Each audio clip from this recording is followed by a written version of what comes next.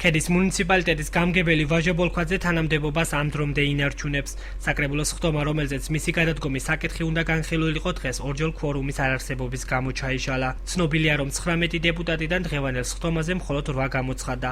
თავად ქედის გამგებელი ვაჟა ბოლქვაძე ჩვენთან სატელეფონო საუბარში აცხადებს, რომ მისთვის გაუგებარია დეპუტატების პოზიცია, მაშინ როდესაც კოლეგები მისი გათავისუფლების მომხრეები იყვნენ. ვაჟა ბოლქვაძის განმარტებით თანამდებობიდან წასვლა იმიტომ გადაწყვიტა, რომ არჩევნების პერიოდში ნაციონალური მოძრაობის ქედის შტაბს უხელმძღვანელოს. ქედის საკრებულოს თავმჯდომარის მოვალეობის შემსრულებელი კი პროცესს მართულად მიიჩნევს და აცხადებს, რომ დეპუტატები პოლიტიკური გავლენის ქვეშ მოექცნენ. მაქვს საფუძვლიანი ეჭვი იმისა, რომ რაღაც მექანიზმით მოახდინა ვიღაცამ ზეწოლა ამ დეპუტატებზე, რომ არ გამოცხადებულიყო. მე ვაპირებდი დღეს ვაჟა ბოლქვაძის გადადგომის შესახებ თანხმობის მიღების შემდეგ მე უნდა გამომეცხადებინა კონკურსი გამგებლის ვაკანტურ თანამდებობაზე.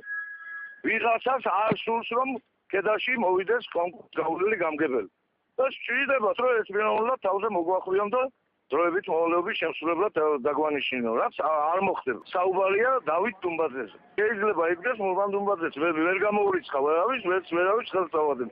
უბრალოდ მე თვითონ მოვიდა ჩემთან ეს პიროვნება, ვესაუბრე, აუხსენიო, გაიარეთ კონკურსი, დამელოცნია ღმერთმა ხელი მოგიმართოთ. თუ გაივლით კონკურსს, საკრებულო მოგცემთ თანხმობას. მივიღე გადაწყვეტილება, საარჩევნო შტაბს უნდა ვუხელმძღვანელო, მე ჩავთვალე მიზანში ტვინად და ეს უფრო მნიშვნელოვანი საკითხია.